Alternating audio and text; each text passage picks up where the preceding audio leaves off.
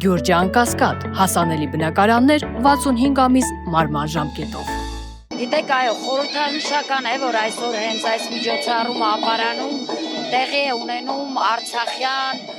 մշակութային խմբերի բեմ բարձրանալով, որովհետև եթե հետ են գնում ու նայում պատմությանը, ապա հայոց ցեղասպանությունից հետո 1918 թվականի մայիսի 28-ին Գերագույն խորհուրդը որոշում կայացրեց եւ հռչակվեց Հայաստանի անկախ հանրապետությունը, այսինքն դաժան ժամանակահատվածից հետո Հայաստանը իր մեջ ուժ գտավ ու հաստատեց իր պետությունը, իր պետականությունը։ Սա գիտեք, երևի հենց պատմության դասերն է, որը մենք պիտի սովորենք ու հասկանանք, որ ոչինչ ավարտված չէ եւ դավաճանությամբ չէ, որ մենք այսօր պիտի զրկված լինենք ու զրկված մնանք մեր հայրենիքը ունենալու հնարավորությունից։ Սա այս հաղթանակը եւ մայիսի 28-ի տոնակատարությունը դա պարզ ու վառ ապացույցն է այն հանգամանքի, որ այո,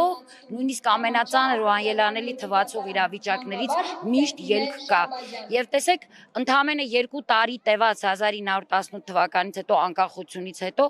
ըստ էության 1920 թվականին Խորհրդային Միությունը օկուպացրեց Հայաստանի Հանրապետությունը եւ կարծես թե ինքնիշխանությունից հենց այն ժամանակ եւս զրկվեց Հայաստանի Հանրապետությունը, բայց թեկուզ եւ 71 տարի անց Հայաստանը նորից կարողացավ հռչակվել որպես ազատ անկախ պետություն, այնպես որ ոչինչ էլ ավարտված չէ։ Այս տոնի այս օրը սկսել Արցախին նվիրված միջոցառմամբ ձեզ խորհուրդ է տալիս, որ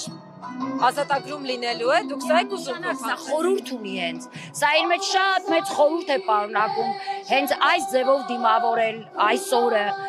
որովհետև մեզ հայտնի է միշտ մայիսի 28-ին հատկապես ապարանում յուրահատուկ միջոցառումներ են տեղի ունենում եւ այս տարի առաջի անգամ է, որ ամեն ինչ նվիրված է Արցախին։ Իհարկե սա չի նշանակում, որ մենք հենց վաղ այսպես հաղթական երգերով արդեն Արցախում ենք լինելու, բայց սա ցուցադրությունն է նրան, որ առաջինը ժողովուրդը երբեք ինքը չպիտի հանձնվի եւ երբեք իշխանությունները չեն որոշում եւ իրենք չեն որոշում ժողովուրդը ինչպես պիտի ապրի եւ ինչպիսի հայրենիք։ Քանի որ Արցախի խոսեցինք, ուզում եմ վերհիշենք մայիսի 28-ն ինչպես էր տոնում Արցախը։ Գիտեք, ես չգիտեմ այստեղ ինչպիսին է տպավորությունը, ինչպիսին են պատկերացնում Հայաստանի հայրենակիցները մեր այն, ովքեր չեն եղել Արցախում ու չեն եղել մեր տոնակատարությունների ժամանակ, բայց ես կասեմ շատ մի կարևոր բան, որ Արցախը